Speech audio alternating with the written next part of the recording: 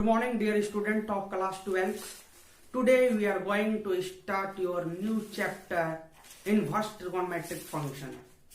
This chapter is very important for class 12th. आपको मैं बता दूं कि ये चैप्टर जो है इतना इम्पोर्टेंट है बोर्ड के हिसाब से और कंपटीशन के हिसाब से कि इस चैप्टर का मैक्सिमम टाइप में यूज होने वाला है।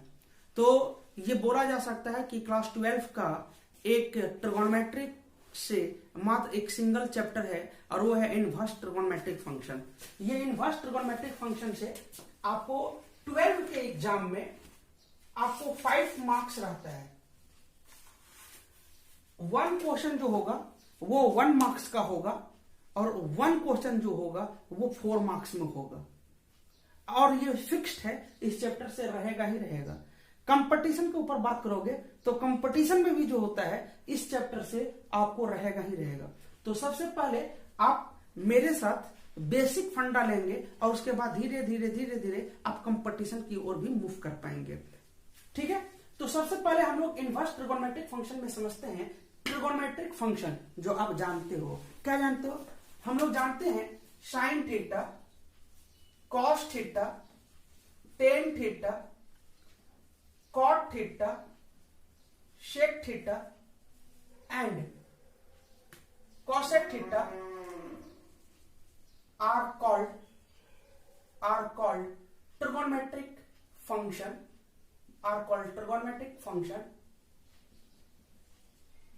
और trigonometric ratio और सर्कुलर फंक्शन।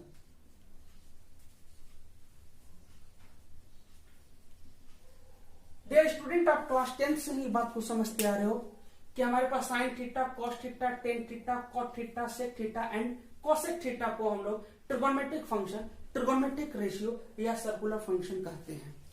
इस बात में तो कोई दिक्कत है नहीं हम लोगों को। अगर हम लोग ये बात समझ गए तो हम लोगों को ये बात समझना है कि इनवर्स ट्रिगोनोमेट्रिक फंक्शन क्या है। इनवर्स ट्रिगोनोमेट्रिक रेशियो क्या है? जब हम इनवर्स फंक्शन को ट्रिगोनोमेट्रिकल फंक्शन के साथ, ट्रिगोनोमेट्रिक रेशियो के साथ रिलेट करते हैं तो हम लोग क्या बनता है? इनवर्स ट्रिगोनोमेट्रिक फंक्शन कहलाता है। Inverse function relating with trigonometric function are called inverse circular function।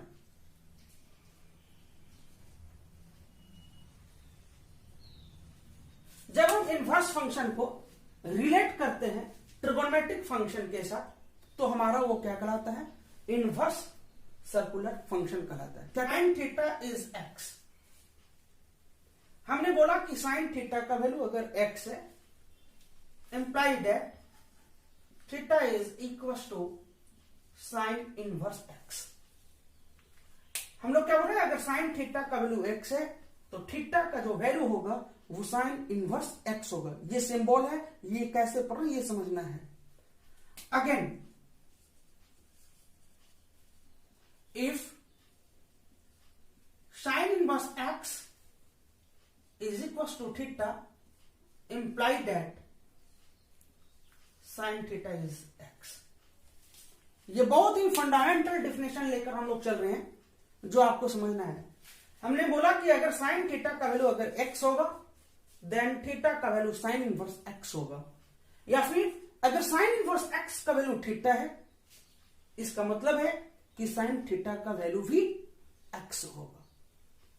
मैं आपको बता दूं कि जितने भी इनवर्स सर्कुलर फंक्शन होते हैं उनको हम लोग एंगल से ही रिप्रेजेंट करते हैं और जितने भी सर्कुलर फंक्शन होते हैं उनका जो वैल्यू होता है वो एक न्यूमेरिकल वैल्यू निकलता है, रियल नंबर होता है।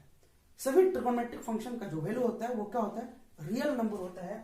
और सभी इनवर्स सर्कुलर फंक्शन का जो वैल्यू निकलता है वो एक क्या निकलता है? एंगल निकलता है। ये बात में तो कोई दिक्कत नहीं है। तो डियर स्टूडेंट्स,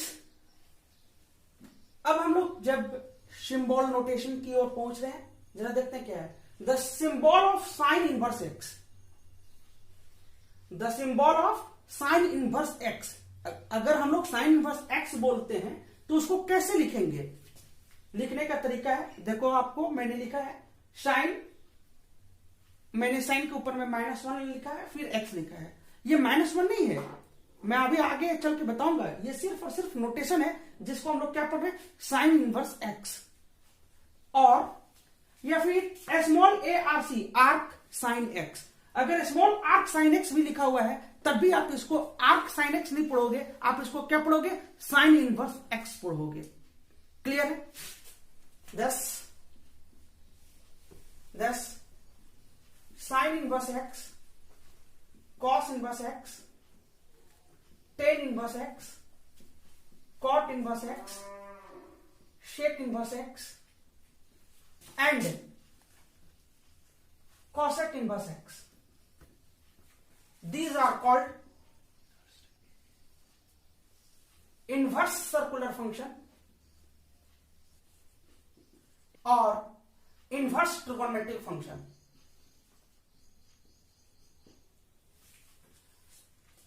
हम लोग क्या बोल रहे हैं कि तब sine inverse x, cos inverse x, tan inverse x, cot inverse x, sec inverse x and cosec inverse x, ये जो सारे हैं वो क्या कहलाएंगे हमारे पास, ये इनवर्स सर्कुलर फंक्शन कहलाएंगे। क्या कहलाएगा? इनवर्स सर्कुलर फंक्शन कहलाएंगे। अब हम लोग जब ये सारी बातें समझ गए तो कुछ नोटेशन है जो हम लोगों को समझना है और बहुत ही इंपॉर्टेंट है। तो हम आपको ये समझा रहे हैं कि capital A R C, arc sine x, arc sine x denotes general value. अगर हमें ये लिखा हुआ मिले कहीं तो हम लोग क्या समझेंगे कि हमें इसका जनरल वैल्यू फाइंड करने के लिए बोला जा रहा है। जैसे मान लिया जाए कि अगर मान लिया जाए यहां पे लिखा हुआ है आर्क साइन 1/2, इसका मतलब है कि हमें ये जो है इसको आर्क साइन 1/2 नहीं पढ़ेंगे, इसको साइन इनवर्स 1/2 ही पढ़ेंगे, लेकिन इसका जो वैल्यू निकालेंगे वो वैल्यू हमारा प्रिंसिपल वैल्यू नहीं निकलेगा, इसका जनरल वैल्यू निकलेगा। Arc sine x denote general value of sine inverse of x. उसी तरह से अगर हमें स्मॉल आर्क साइन एक्स लिखा हुआ मिले, इसका मतलब क्या है कि वो हमें डिनोट कर रहा है कि principal value of sine inverse x है। अगर हमें सिंपली अगर साइन इनवर्स एक्स अगर ऐसा लिखा हुआ मिले तो इसका मतलब हम लोग समझते हैं कि वो भी क्या है, principal value of sine inverse x है। वो भी हमें प्रिंसिपल वैल्यू ही साइन इनवर्स एक्स का निकालने के लिए बोला जा रहा है। और सबसे इंपॉर्टेंट पॉइंट है, मैक्सिमम टाइम बच्चे यही बात कंफ्यूज कर जाते हैं। अगर आप उनकी जड़ को समझ जाओगे तो इनवर्स आपको दिक्कत नहीं होने वाला है। मैं क्या लिख रहा हूं कि inverse circular function represent an angle. दुनिया में जितने भी इनवर्स सर्कुलर फंक्शन हो, चाहे आप जिस लेवल पे भी पढ़ो, जो भी इनवर्स फंक्शन मिलेगा वो एक एंगल को रिप्रेजेंट करेगा। यानी कि अगर हमें इनवर्स सर्कुलर फंक्शन का अगर वैल्यू फाइंड करना है तो हम लोग ये मान के चलेंगे कि वो कोई एंगल है, और किसी एंगल को क्या चीज से रिप्रेजेंट करते हैं, थीटा से, अल्फा से, साई से, बीटा से, गामा से, जो भी लेना है आपको ये लेना है और डिफिनेशन को आपको कवर करना है। क्लियर है यह बात को? यानी कि इनवर्स सर्कुलर फंक्शन हमेशा क्या होता है, एंगल को रिप्रेजेंट करता है, और जब ट्रिगोनोमेट्रिक फंक्शन होता है वो किस चीज को रिप्रेजेंट करता है, नंबर को रिप्रेजेंट करता है। किसी भी ट्रिगोनोमेट्रिक रेशियो का जो वैल्यू निकलता है वो एक नंबर निकलता है, और किसी भी इनवर्स सर्कुलर फंक्शन का जो वैल्यू निकलता है वो एक एंगल निकलता है। तो ये हमारा रहा नोटेशन जो आपको समझ में आया। अगर इतनी बातें समझ में आती है तो लाजमी है कि मैं आपसे कुछ एक प्रश्न पूछूं। मेरा प्रश्न है, मेरा एक क्वेश्चन है आपके साथ। इतनी डिफिनेशन, इतनी बात समझने के साथ एक क्वेश्चन अराइज होता है, क्या साइन इनवर्स एक्स और sine x to the power -1 बराबर हो सकता है? अगर बराबर नहीं हो सकता तो क्यों नहीं हो सकता है? क्या साइन इनवर्स एक्स बराबर है sine x to the power -1 का? अगर बराबर नहीं है तो क्यों नहीं है, और अगर बराबर है तो क्यों है? तो अभी तक जो आप पढ़े हो उसी के बेसिस पे हम लोग इसका आंसर राइज कर सकते हैं। डियर स्टूडेंट्स, क्या राइज कर सकते हैं जरा समझिए। जो मेरे पास एलएचएस में साइन इनवर्स एक्स लिखा हुआ है, ये जो sine x to the power -1 है, यहां पे -1 जो है वो अलजेब्रिक एक्सपोनेंट नहीं है। यहां जो -1 आपको दिखाई दे रहा है वो सिर्फ और सिर्फ क्या दिखाई दे रहा है, एक्स सिंबल है। आप ये साइन इनवर्स एक्स को 1/sin x नहीं लिख सकते हैं, ये नहीं लिख सकते हैं। लेकिन यहां जो sin x लिखा हुआ है, sin x to the power -1, आप इसमें 1/sin x लिख सकते हैं। अंतर समझना है। दूसरी बात, यहां जो साइन इनवर्स x जो लिखा जा रहा है, इसमें x जो है वो एक नंबर है। यहां जो x है वो क्या है, एक नंबर है, और यहां जो x है वो क्या है, एंगल है। एक तरफ sin x में x जो है वो एंगल को रिप्रेजेंट कर रहा है, एक तरफ साइन इनवर्स x में जो x है वो क्या चीज को रिप्रेजेंट कर रहा है, वो एक नंबर को रिप्रेजेंट कर रहा है। ये बात समझ में आ रहा है ना बात को। दूसरी चीज जो सबसे इंपॉर्टेंट बात है, मैंने बोला कि साइन इनवर्स x जो है वो उसका जो वैल्यू होगा वो कोई एंगल होगा। यहां जो साइन इनवर्स x है इसका जो वैल्यू निकलेगा वो एक एंगल को रिप्रेजेंट करेगा according to the definition, according to the fundamental concept of inverse trigonometric function. जब हम लोगों ने ये समझ रखा है कि साइन इनवर्स x एक एंगल को रिप्रेजेंट करता है, तो ये बात भी हम लोग जानते हैं कि ट्रिगोनोमेट्रिक रेशियो का जो वैल्यू होता है, किसी भी ट्रिगोनोमेट्रिक रेशियो का वैल्यू जो होता है वो एक नंबर निकलता है। तो एक तरफ नंबर और एक तरफ एंगल क्या कभी आपस में बराबर होगा? नहीं होगा, नहीं होगा। तो दो चीजें आपने सबसे बड़ी चीज सीखा, क्या कि किसी भी इनवर्स सर्कुलर फंक्शन को, जैसे साइन इनवर्स x है, तो आप गलती से भी 1/sin x मत लिखना, गलती से भी 1/sin x मत लिखना। मैं आगे चल के बताऊंगा कि ये साइन इनवर्स x को अगर हमको कन्वर्ट करना होगा तो हम कैसे उसको बदलेंगे। अभी आपको यह समझना है कि ये इसके बराबर नहीं है। ठीक है, ये बात आपको क्लियर हो रहा है? जस्ट तब ये बात अगर समझ में आया तो जो मैंने अभी आपको बोला वो सामने लिख दिया है आंसर में। क्या लिखा है? In the symbol of sine x, sign inverse x. ये जो साइन इनवर्स एक्स है इसमें -1 जो है is not an algebraic exponent. ये अलजेब्रिक एक्सपोनेंट है ही नहीं। जब अलजेब्रिक एक्सपोनेंट है नहीं तो ये अलजेब्रिक रूल को फॉलो नहीं करेगा। It's represent an angle where x is a number. ये जो आपको दिखाई दे रहा है साइन इनवर्स एक्स, ये जो है एक एंगल को रिप्रेजेंट कर रहा है जहां x जो है वो नंबर होगा। याद रखना ये हमेशा, यहां x किसी कीमत में एंगल नहीं आ सकता। जब कभी भी आप कोई भी प्रॉब्लम बनाओगे तो x का जो वैल्यू दिया हुआ रहेगा कोई रियल नंबर दिया हुआ रहेगा। But in the symbol sin x to the power -1 is the index, यानी कि ये अलजेब्रिक लॉ ऑफ एक्सपोनेंट है। अब आप इसको अलजेब्रा के फॉर्म में रिड्यूस कर सकते हैं। इट में मीन्स 1/sin x, यानी कि आप इसको 1/sin x लिख सकते हैं क्योंकि ये एक्सपोनेंट के टर्म में है। जैसे हम लोगों ने पढ़ा है a to the power -n, तो हम लोग बोलते हैं 1/a to the power n, यानी कि ये उस रूल को फॉलो कर रहा है, लेकिन ये जो है उस रूल को फॉलो नहीं कर रहा है।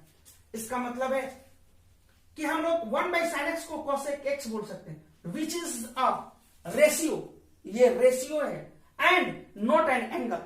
और ये cosec x का जो वैल्यू निकलेगा वो एंगल नहीं निकलेगा। क्या निकलेगा? एक नंबर निकलेगा।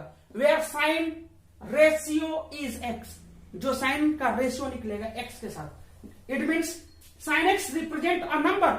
साइन x जो है एक नंबर को रिप्रेजेंट कर रहा है जहां x जो है वो एंगल को रिप्रेजेंट कर रहा है। इट मीन्स हेंस हम लोग बोल सकते हैं, hence sine inverse x is not equal to sin x to the power -1। ये रीजन रहा। ओके, और अब डियर स्टूडेंट्स, हम लोग जैसे सर्कुलर फंक्शन का लिमिट्स पढ़े थे उसी तरीका से इनवर्स ट्रिगोनोमेट्रिक फंक्शन का भी लिमिट्स है। Limits of ITF, it means inverse trigonometric function. Limits of inverse trigonometric function. एक तरफ मैंने फंक्शन लिखा है, फिर डोमेन बनाया है और रेंज लिखा है। यहां पे रेंज ही हमारा प्रिंसिपल वैल्यू कहलाएगा। रेंज जो होगा वो हमारा क्या होगा? प्रिंसिपल वैल्यू है। तो जरा समझिए, हमारे पास फंक्शन क्या है। मैंने फंक्शन लिखा y equal to sine inverse x, y equal to sine inverse x। तो तो बोलता है कि y equal to sine inverse x में x का क्या लिमिट है। x हमें पता है कि x कोई रियल नंबर है, तो वो x जो होगा आखिर क्या होगा, उसका क्या पूरा रियल नंबर होगा, नहीं होगा। इसका मतलब बोलता है कि x का जो वैल्यू होगा वो बिलोंग्स करेगा close interval -1 to 1।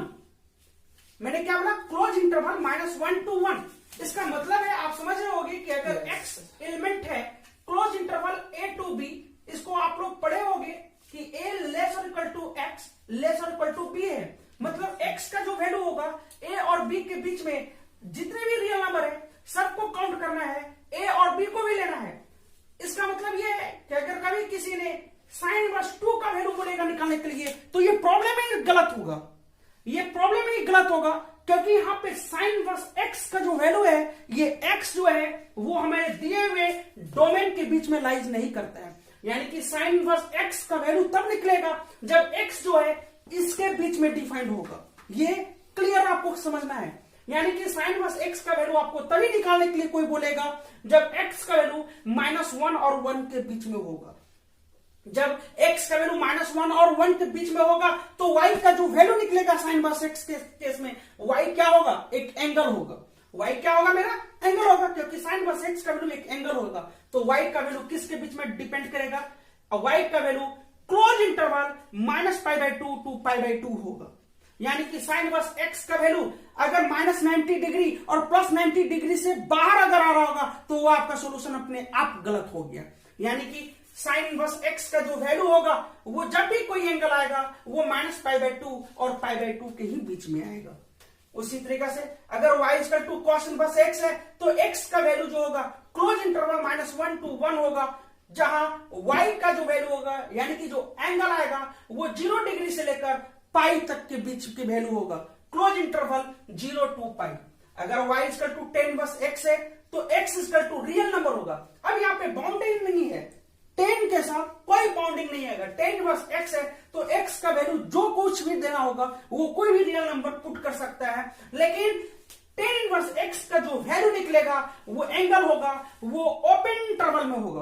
Open interval -π/2 से लेकर π/2 होगा। और आप ओपन इंटरवल का मतलब समझते होंगे, अगर x एलिमेंट है open interval a to b, इसका मतलब आप पढ़े होंगे कि a less than x less than b है। यानी कि x एक अगर रियल नंबर है तो वो रियल नंबर जो a और b के बीच में है, लेकिन a और b उसमें शामिल नहीं है। इसका मतलब है कि जो एंगल हमें काउंट करने के लिए मिलेगा वो -90 और +90 के बीच में जितने भी एंगल हैं उसमें से कुछ भी एंगल tan इनवर्स x के लिए सेटिस्फाई होगा, लेकिन -90 डिग्री और +90 डिग्री tan इनवर्स x को सेटिस्फाई नहीं करेगा।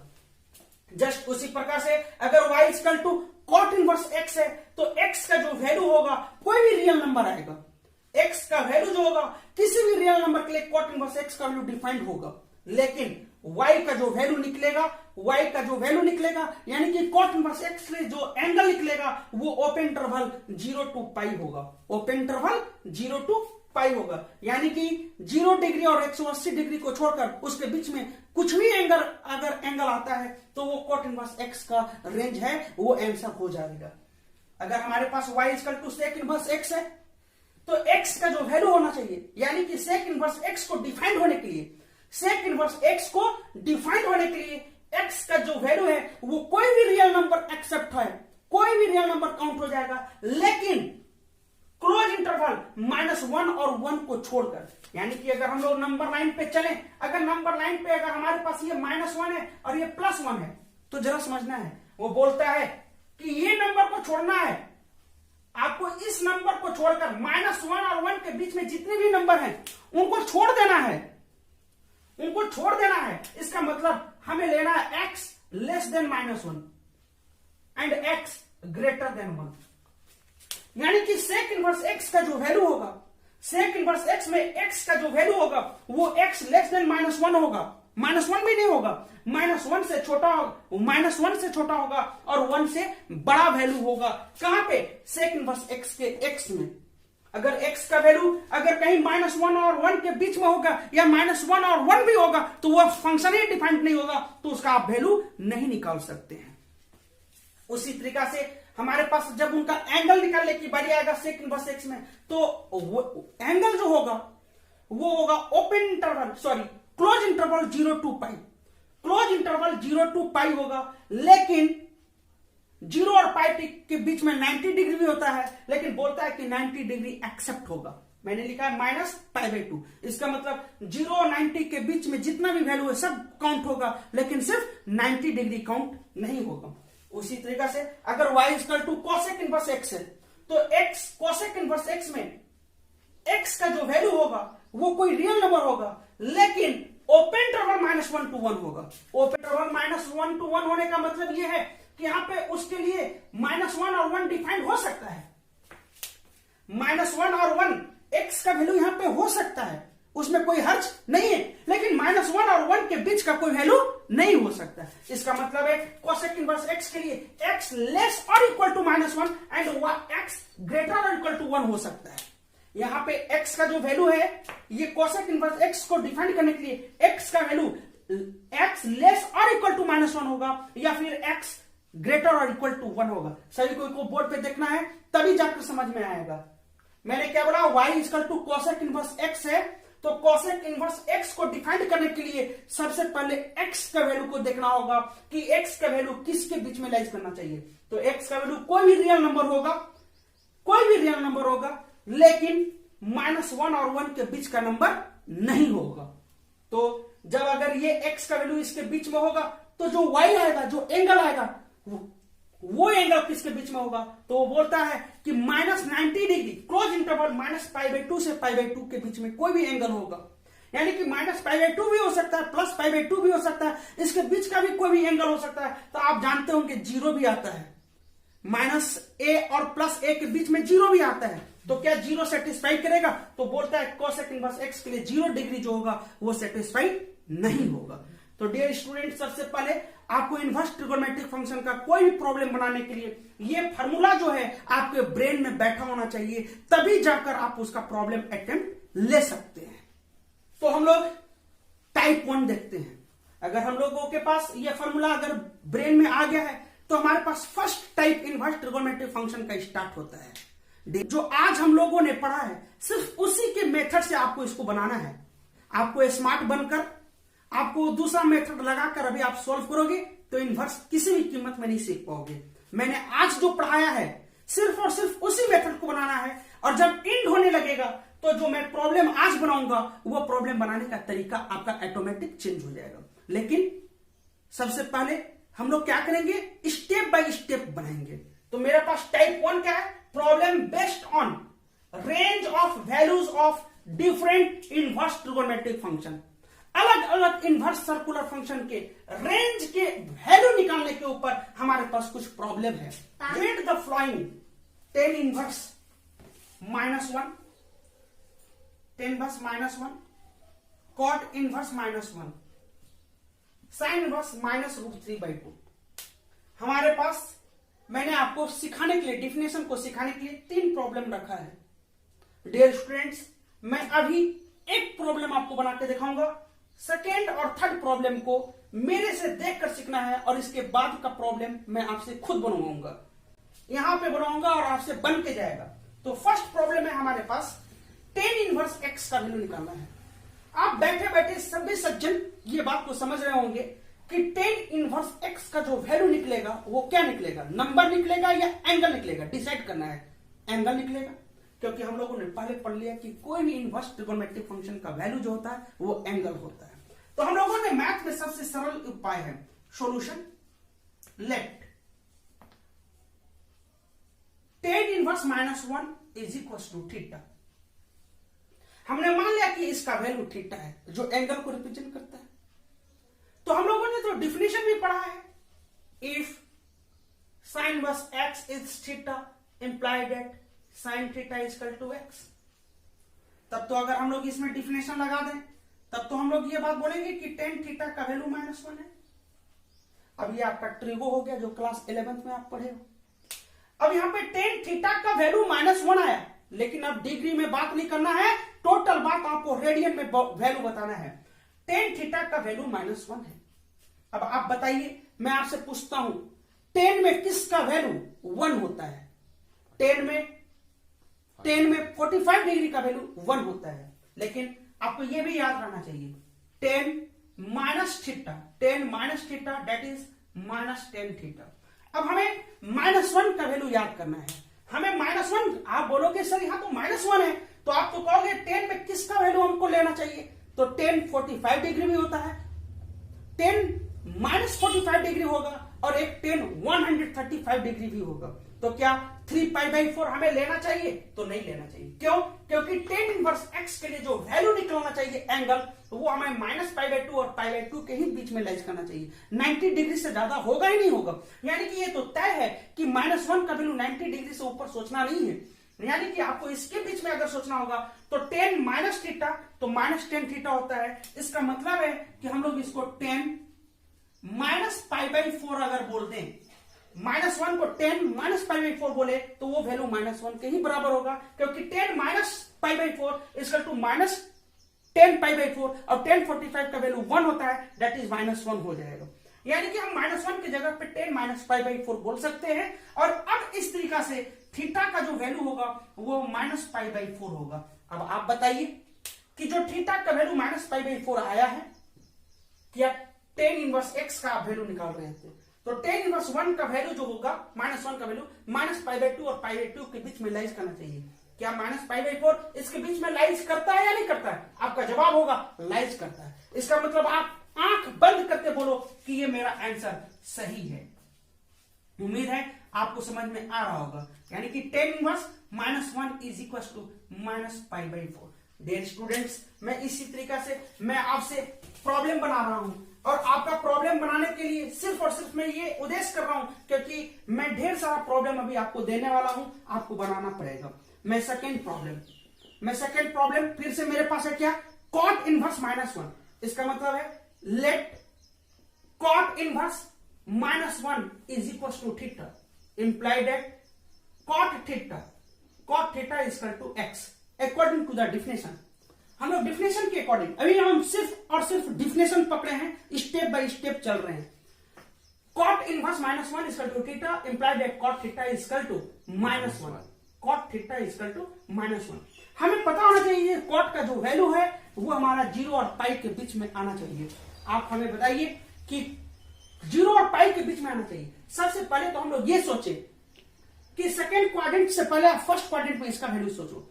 फर्स्ट क्वाड्रेंट में वो कौन सा एंगल है cot में जिसका वैल्यू 1 होता है? आपका जवाब होगा cot 45 डिग्री। इसका मतलब है कि क्या cot माइनस थीटा, आपको जवाब में पूछ रहा हूं, cot minus theta is equal to minus cot theta क्या होता है? नहीं होता है। सिर्फ cot minus theta is equal to minus cot theta होता है। लेकिन क्या हम लोग अभी ये यूज कर सकते हैं? नहीं कर सकते। सिर्फ इसलिए नहीं कर सकते क्योंकि हमारा जो एंगल लाना है वो 0 से छोटा नहीं होना चाहिए, निगेटिव वैल्यू नहीं होना चाहिए। इसका मतलब है कि हम लोगों को इस बार इस्तेमाल करना होगा। तो जब 45 का वैल्यू 1 होता है तो cot 135 डिग्री का भी वैल्यू हमारे पास क्या होता है? -1 होता है। तो हम लोग यहां पे क्या लिखेंगे? cot 3π/4। क्या लिखेंगे इस बार? cot 3π/4, और ये थीटा का जो वैल्यू होगा वो 3π/4 आ जाएगा। और ये 3π/4 जो होगा वो हमारा इस रेंज में है। इसका मतलब है कि हमारे पास cot इनवर्स -1 का वैल्यू जो है वो 3π/4 है। यानी कि इनवर्स ट्रिगोनोमेट्रिक फंक्शन में आपको अगर ये वैल्यू याद है तो आप अपने आप डिसाइड करते चलोगे कि आपका आंसर सही आ रहा है या नहीं आ रहा है। और मैं आपको डियर स्टूडेंट्स मैं बता दूं कि बोर्ड के एग्जाम में इस टाइप का एक प्रॉब्लम तो आपको आएगा ही आएगा वैल्यू निकालने के लिए। हर बार आता है सीबीएसई बोर्ड में भी और किसी भी स्टेट लेवल के बोर्ड में। मैं थर्ड नंबर का प्रॉब्लम मेरे पास दिया हुआ है डियर स्टूडेंट्स। थर्ड प्रॉब्लम है लेट साइन इनवर्स -√3/2 का वैल्यू निकालना है। Let sine inverse -√3/2 is equal to theta. Definition के अकॉर्डिंग करोगे तो साइन थीटा का वैल्यू -√3/2 होगा। डियर स्टूडेंट्स, आपको फिर से मैं आपको बता दूं, साइन इनवर्स x का वैल्यू निकाल लो, -π/2 और π/2 के ही बीच में इसका एंगल आना चाहिए। साइन माइनस थीटा, आपको पता है कि साइन माइनस थीटा तो क्या होता है? माइनस साइन थीटा होता है। इसका मतलब है कि साइन √3/2, साइन में किसका वैल्यू √3/2 होता है? आप जवाब दोगे 60 डिग्री का वैल्यू है। 60 डिग्री का मतलब π/3 होता है, तो साइन माइनस π/3 भी बोल सकते हैं। तो हम लोग यहां पे लिखेंगे sine theta is equal to sine minus π/3, sine minus π/3। It means theta is equal to minus π/3, और यह माइनस π/3 इसके बीच में है, इसलिए हम लोग बुलंद है। आंसर हम लोगों का सही है। Hence sine inverse minus √3/2 is equal to minus π/3। Okay, तो डियर स्टूडेंट्स, हमें उम्मीद है कि जब प्रॉब्लम नंबर 1 बनाकर हम लोग प्रॉब्लम नंबर 2 की ओर आएंगे तो आप मेरी बात को बिल्कुल फॉलो कर रहे होंगे। आपको मैं इंस्ट्रक्शन कर रहा हूं कि आप प्रॉब्लम नंबर 2 का जो सॉल्यूशन है वो मेरा सॉल्यूशन देखने से पहले आपको वीडियो को पॉज करना है, और सबसे पहले आपको घर बैठे भी आप सबसे पहले प्रॉब्लम नंबर 1 को मैंने जैसे बनाया है वैसे आप प्रॉब्लम नंबर 2 को बनाकर देखें। जब आप पूरा बना लोगे तब मेरे वीडियो को ऑन करना और फिर आप देखना, आप आंसर मैच करना कि हमारा और आपका दोनों मैच कर रहा है या फिर नहीं कर रहा है। ठीक है, तो हम लोग देखते हैं अभी solution problem number 2। First solution, sign inverse -1/2 हमें पता है कि इसका रेंज जो होगा एंगल का वो क्लोज इंटरवल -π/2 और +π/2 के बीच में आने वाला है। सबसे पहले हम लोग लिखा let sine inverse -1/2 is equal to theta. It means sine theta is equal to -1/2। आपको पता है कि साइन में किसका वैल्यू 1/2 होता है? आपका जवाब होगा 30 degree. It means sine π/6। Sine minus theta तो क्या होता है? Minus sine theta. इसका मतलब है कि हम लोग साइन -π/6 लिख सकते हैं। इट मीन्स थीटा का जो वैल्यू होगा वो -π/6 होगा। डियर स्टूडेंट्स, इसका मतलब है कि हम लोगों के पास जो वैल्यू आया है वो -π/2 और +π/2 के बीच में है। आंसर सही है। हेंस साइन इनवर्स -1/2 का जो वैल्यू होगा वो -π/6 होगा। तो डियर स्टूडेंट्स, जरा हम लोग सेकंड वाले प्रॉब्लम को अगर देखें तो सेकंड वाले प्रॉब्लम में कुछ है नहीं, सिर्फ इनवर्स नहीं देकर उसने आर्क लिख दिया है। अगर कई दफा अगर आपने आर्क के बारे में नहीं पढ़ा है तो कई बच्चे तो समझते हैं कि सर ये हुआ क्या, लेकिन यहाँ आर्क है और स्मॉल आर्क ए लिखा हुआ है। ये तय हो गया मेरे डिफिनेशन के अनुसार कि ये भी cos इनवर्स -1/2 है, जिसका वैल्यू जो होगा वो प्रिंसिपल वैल्यू फाइंड करना है। तो let arc cos -1/2 is equal to theta. It means cos theta is equal to -1/2। हम लोगों को पता है, क्या पता है कि जानते हो कि cos माइनस थीटा तो cos थीटा ही होता है। ये आपको पता है, तो इस बार तो ये फॉर्मूला आप लगा नहीं सकते, लेकिन cos का वैल्यू 0 और पाई के बीच में रेंज सेटिस्फाई करता है। cos में किसका वैल्यू 1/2 होता है? आपका जवाब होगा 120 डिग्री का वैल्यू होता है, यानी कि 120 डिग्री cos 120 डिग्री का जो वैल्यू होगा वो -1/2 होगा। और फर्स्ट क्वाड्रेंट में अगर जाते तो cos 60 यानी कि 120 निगेटिव देगा। तो हम लोग बोलेंगे कि cos theta is equal to cos, और 120 डिग्री को हम लोग रेडियन में जब लिखते हैं तो 2π/3 बोलते हैं, that is 2π/3। It means theta का जो वैल्यू होगा वो 2π/3 है। Hence arc cos inverse x, arc cos inverse -1/2 is equal to 2π/3। ये रहा आपका आंसर। डियर स्टूडेंट, इसी तरीके से हमें उम्मीद है कि आपका आंसर मैच कर रहा होगा। अंदर ही अंदर आप खुश भी हो रहेंगे कि आपको इनवर्स ट्रिगोनोमेट्रिक फंक्शन समझ में आ रहा है। मुझे भी सेटिस्फैक्शन मिलेगा जब आप मेरे बताए हुए रास्ते पे चलकर आपको बनेगा। Let tan inverse -√3 is equal to theta. It means tan theta is -√3। अभी जो वैल्यू आने वाला है वो ओपन इंटरवल -π/2 और π/2 के बीच में हम लोग सोचेंगे। तो हम लोग जब -√3 जो होगा वो तो फर्स्ट क्वाड्रेंट में पॉजिटिव ही आएगा, और सेकंड में तो निगेटिव होता है, और थर्ड में तो एंगल जाना ही नहीं है, तो ऑटोमेटिक है सेकंड और थर्ड में भी नहीं जाएगा, यानी कि अब हमें माइनस का ही सहारा लेना होगा। आपको पता है कि tan minus theta is equal to minus tan theta होता है, यानी कि अगर हम लोग बोल दें कि टेन माइनस टेन में किसका वैल्यू √3 होता है, आप बोलोगे 60 डिग्री π/3, तो 10 minus π/3 it mean minus 10 π/3 that is minus √3, यानी कि माइनस √3 के प्लेस पे हम लोग 10 माइनस π/3 लिख सकते हैं। It mean tan theta is equal to 10 minus π/3 means it means theta is equal to minus π/3, hence tan inverse minus √3 is equal to minus π/3। अगर किसी बच्चे का घर में बैठे बैठे अगर सॉल्यूशन अगर उनका मैच नहीं किया होगा तो नर्वस होने की जरूरत नहीं है। अभी मेरे साथ एक और प्रॉब्लम देखेंगे, प्रॉब्लम देखते देखते आप सीख जाओगे, और आपसे फिर मैं जो एक्सरसाइज दूंगा वो आप बेधड़क बेसंकोच किसी भी बुक से वैसे आप मेरे प्रॉब्लम का प्रैक्टिस करोगे तो आपको ज्यादा क्लियर होगा, और उसके बाद आप किसी बुक को बनाओ आपसे आसानी से बनेगा। तो हम लोग देखते हैं नेक्स्ट प्रॉब्लम। तो डियर स्टूडेंट्स, हम लोग रखते हैं प्रॉब्लम नंबर 3। हमें उम्मीद है इस प्रॉब्लम को भी आप लोग घर बैठे पहले बनाए होंगे, उसके बाद आप मेरा सॉल्यूशन देखेंगे। तो सबसे पहले हम लोग 1 बाय 1 सॉल्यूशन करते हैं, और सबसे मजेदार बात यह है कि साइन वैल्यू फाइंड करना है, sine π/3 minus sine inverse minus 1/2। आपको पता होना चाहिए बाहर में इनवर्स नहीं लगा है, यानी कि ये जो ट्रिगोनोमेट्रिक फंक्शन जो दिया हुआ है इसका जो वैल्यू निकलने वाला है वो नंबर निकलने वाला है। अंदर में हमारे पास इनवर्स है, यानी कि ये इसका वैल्यू हमको सबसे पहले फाइंड करना चाहिए। Let sine inverse minus 1/2 is equal to theta, it means आप बोलोगे sine theta is minus 1/2, it means sine theta is equal to sine minus π/6। Sine 30 degree का वैल्यू जो होता है 1/2 होता है, इसका मतलब है कि थीटा का वैल्यू हो जाएगा माइनस π/6, यानी कि साइन इनवर्स माइनस 1/2 का वैल्यू थीटा था, जिसका वैल्यू जो है वो माइनस π/6 आ चुका है। अब लिखोगे नाउ आपको वैल्यू फाइंड करना है sine π/3 minus sine inverse minus 1/2, इसका मतलब है इसका वैल्यू हो जाएगा साइन π/3 माइनस और फिर माइनस π/6 यानी कि प्लस π/6।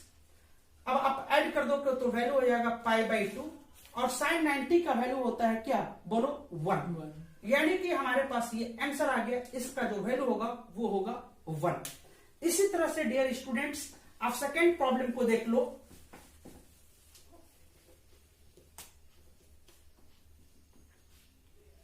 सॉल्यूशन ऑफ सेकेंड, मेरे पास दिया हुआ है साइन वैल्यू फाइंड करना है, साइन आर्क कॉस माइनस 1/2। फिर से हम लोग लिखेंगे let arc cos minus 1/2 is equal to theta, imply that cos theta is minus 1/2, it means cos theta is equal to cos, आपके पास π/2 है यानी कि 2π/3 हम लोग को बोलना होगा, तब जाके वैल्यू माइनस 1/2 होगा। जो पिछले प्रॉब्लम में हम लोग 2 प्रॉब्लम में यही वैल्यू फाइंड किए हैं, तो कॉस थीटा इज 2π/3।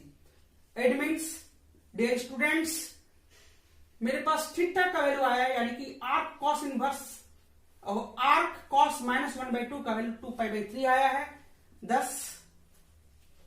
दस साइन आर्क कॉस माइनस 1/2 का जो वैल्यू निकलेगा वो होगा साइन 2π/3। अब आप बताओ साइन 2π/3 का जो वैल्यू होगा, आप हंसते हंसते बोलोगे कि सर ये तो 60 डिग्री का वैल्यू है, बिल्कुल सही, √3/2 आंसर हो जाएगा। डियर स्टूडेंट इसी तरह से प्रॉब्लम नंबर 3 को देखा जाए। Problem number 3, sine tan inverse minus √3 plus cos inverse minus √3/2। इसका मतलब है कि सबसे पहले इसका वैल्यू निकालेंगे और इसका वैल्यू निकालेंगे, दोनों एंगल है, दोनों एंगल को ऐड करेंगे और साइन के साथ उसका वैल्यू निकाल लेंगे। Let tan inverse minus √3 is equal to theta, imply that आप θ1 बोलो, let tan inverse minus √3 is equal to θ1, it means tan θ1 is equal to minus √3, it means tan minus π/3. It means θ1 is equal to minus π/3. अब θ1 का value minus π/3 आ गया. Again and let cos inverse minus √3/2 is equals to theta. Imply that cos theta is equals to minus √3/2. आप यहां पे theta न मानो, इसको 2 मान लो, θ2. तो cos θ2 is equals to cos में किसका वैल्यू √3/2 होता है? आपको पता है कि 0 और पाई के बीच में रेंज लेना है. तो हम लोग जानते हैं कि 30 डिग्री. 30 डिग्री का मतलब हो गया 150 डिग्री. तो cos 150 का वैल्यू माइनस √3/2 होता है. तो हम लोग लिखेंगे cos 5π/6. 5π/6. π/6 का मतलब होता है 30 को 5 से मल्टीप्लाई करोगे तो 150. इट मीन्स θ2 का जो वैल्यू हो गया वो 5π/6 हो गया. थोड़ा बेसिक जो एंगल था वो तो आपको 11 में पढ़े हो, जो आपको याद होगा. अब लिखेंगे नाउ मेरे पास वैल्यू फाइंड करना है sine tan inverse minus √3 plus cos inverse minus √3/2. जब वैल्यू फाइंड करोगे तो ये हो जाएगा साइन, आपके पास आंसर हो जाएगा माइनस π/3 प्लस 5π/6. आंसर हो जाएगा sine minus 6π plus 15π. Sorry, LCM हो जाएगा 6. एलसीएम लेंगे आप 6 minus 2π plus 5π. That means sin 3π/6 that is π/2 और sin 90 डिग्री का वैल्यू 1. इस तरह से आप इनका भी वैल्यू निकाल लिए. अब हम लोग देखेंगे लास्ट प्रॉब्लम नंबर 4. तो प्रॉब्लम नंबर 4 में भी सबसे पहले आप इनका वैल्यू निकालोगे. लिखोगे let sin inverse minus √3/2 is equal to theta. It means sin theta is equals to minus √3/2. It means sin minus π/3. It means theta is minus π/3. Therefore, sin π/2 minus sin inverse minus √3/2 is equals to sin π/2 minus plus π/3. It means sin 5π/6. It means sin 5π/6 का जो value होगा वो आपको कितना होगा आप बताओ. sin 5π/6 मतलब 30 डिग्री. sin 30 डिग्री का वैल्यू होता है 1/2. तो इसका भी वैल्यू हो जाएगा 1/2 क्योंकि सेकंड क्वाड्रेंट में वैल्यू पॉजिटिव ही होता है. तो डियर स्टूडेंट्स, मैं अब आपके लिए कुछ प्रैक्टिस करने के लिए प्रॉब्लम देता हूं. तो डियर स्टूडेंट्स, आज के लेक्चर्स हम लोग समझने के बाद मैं आपको घर बैठे कुछ प्रॉब्लम दे रहा हूं. जितने आज हम लोगों ने क्लासरूम में किया उसके ऊपर आपके पास कुछ प्रॉब्लम है. Some problems for practice. Evaluate the following. मैंने ए, बी और सी 3 पार्ट में 3 क्वेश्चंस के अंदर में मैंने 10-10 प्रॉब्लम लिखा है. हम उम्मीद करते हैं सभी का आप वैल्यू निकालेंगे. ये सारे इतने वैल्यू देने का मतलब मेरा यही रहा है कि ये 2-4 प्रॉब्लम बनाने से आपका कंसेप्ट क्लियर हो जाएगा. लेकिन आप इतने अगर प्रॉब्लम को आप बना लेते हैं तो आप जितने भी क्लास 11 में एंगल का वैल्यू भूल गए थे तो वो सब आपको हम उम्मीद करते हैं इतनी प्रॉब्लम बनाने के बाद आपका कंफ्यूजन दूर हो जाएगा और सारा एंगल जो है आपके ब्रेन में ऑटोमेटिक याद हो जाएगा. तो हमें उम्मीद है कि आप लोग मेरा वीडियो लाइक कर रहे हैं, शेयर कर रहे हैं और कमेंट करना ना भूलें. Thank you.